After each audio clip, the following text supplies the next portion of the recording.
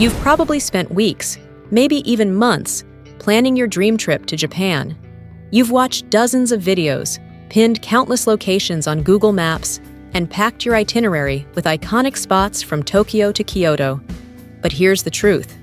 Even with all that effort, many travelers still come home feeling oddly unfulfilled. Some are overwhelmed, others burnt out. And it's not because they didn't plan. It's because they planned the wrong way. You see, in Japan, how you plan matters just as much as what you plan. The emotional rhythm of your journey, the flow between excitement, curiosity, stillness, and joy, is just as important as the sightseeing checklist. So let me show you 5 of the most common and completely avoidable mistakes travelers still make in 2025, and how you can create a smoother, more meaningful Japan trip that stays with you long after you return home. Mistake number 1, overloading the itinerary. Here's the scenario I see all too often. A traveler lands in Japan with an itinerary scheduled down to the minute. From sunrise photos at Fushimi Inari, to a bullet train by noon, to a robot show at night, it's a logistical masterpiece, but a personal disaster. Japan is known for its punctuality, yes. The trains run like clockwork. But you're not a machine. And if you treat your trip like a race, it will leave you drained, not inspired. One of the best approaches I recommend is the 3-part day rule. 1 highlight in the morning, 1 in the afternoon, and 1 in the evening. This simple framework gives you enough structure to stay focused while leaving space for spontaneity and rest, especially in high-energy cities like Tokyo, Osaka, or Kyoto. And don't forget to build in what I call buffer zones. Time not just for delays, but for discovery. Some of the most memorable travel moments aren't planned at all. Maybe you stumble upon a tiny neighborhood shrine surrounded by hydrangeas. Or maybe a local cafe lures you in with the scent of fresh matcha and jazz records playing on vinyl. These are the unwritten chapters of your journey, and they only happen when you slow down. Japan even has a word for this. Ma, the intentional space between things. It's a core concept in Japanese culture, from art and music to conversation. You can apply it to your trip too. Leave space for stillness. That's where the magic lives. Mistake number 2, chasing tourist hotspots without purpose. We all dream of that iconic shot, standing alone in Arashiyama's bamboo grove, or crossing the Shibuya Scramble as neon lights pulse around you. But in reality, you'll likely be shoulder to shoulder with hundreds of other visitors, all trying to capture the same moment. As of 2025, over-tourism in places like Kyoto, Nara, and Mount Fuji has reached such a point that local authorities are introducing crowd control measures and daily visitor limits. It's a wake-up call. When we all chase the same highlights, we lose the heart of travel and stress ourselves out in the process. My suggestion? For every multi-day trip, dedicate at least 1 full day to a slower, more local experience. In Tokyo, that could mean wandering the old-world charm of Yaneika, where cats nap on shop signs and locals chat outside tofu stores. In Hiroshima, stroll through Onomichi, a hillside town of bicycles and poetry, or head west to Kurashiki, with its Edo period canal district that feels like a painting come to life. Here's a tip.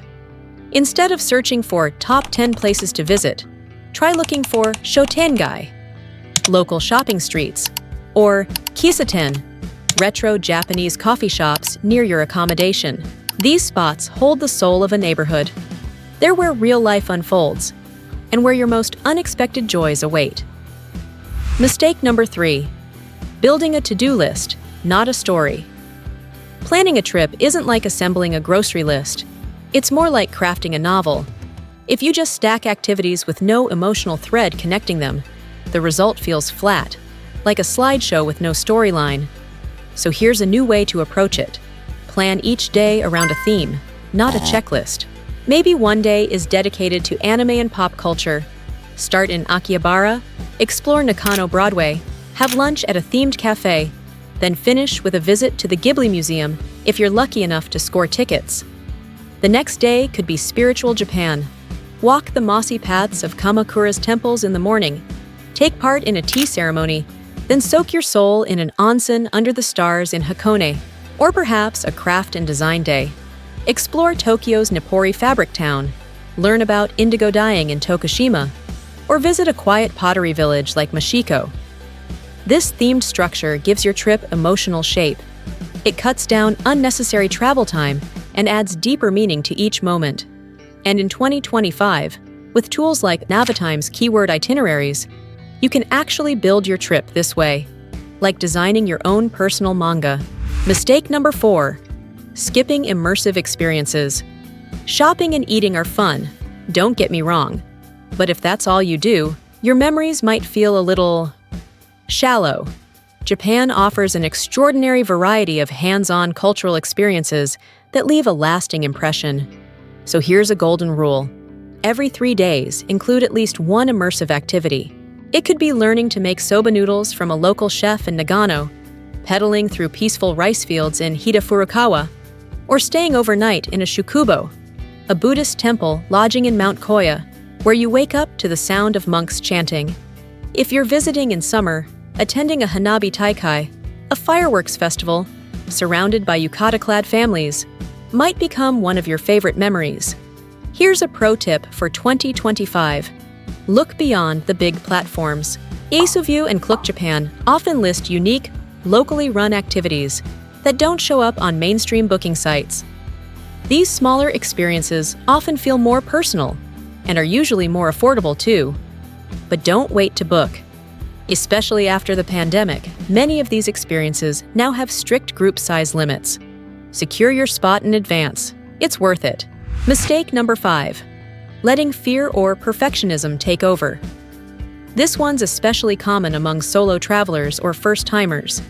You feel safer when everything is scheduled, researched, double-checked, and laminated in a folder. But when your whole trip is locked in, you leave no room for magic. Japan, in truth, is one of the safest, cleanest, and most intuitive countries to explore, even spontaneously. Stray off the beaten path, and you'll likely find not chaos, but quiet charm. So for 2025, I encourage you to intentionally plan unplanned time.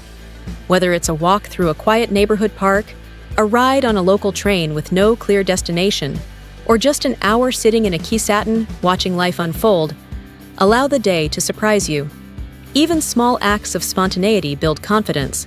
Buy a mystery drink from a vending machine, join a ritual at a roadside shrine, or chat, even just a little, with a local shopkeeper in Japanese.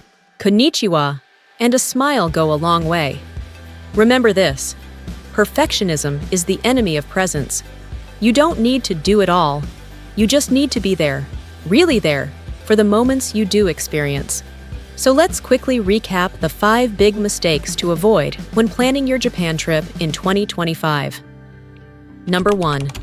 Overloading your schedule until there's no room to breathe. Number 2.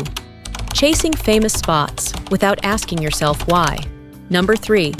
Treating your plan like a to-do list instead of writing a story. Number 4. Skipping immersive experiences that make a trip feel alive. Number 5. Letting fear or perfectionism block your sense of adventure. You don't need a perfect plan. You need a purposeful one. A trip that flows with heart, not just efficiency.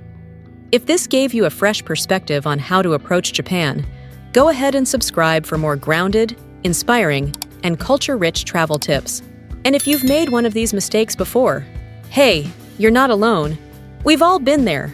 But now, you're ready to travel smarter, slower, and deeper. I'll see you in Japan.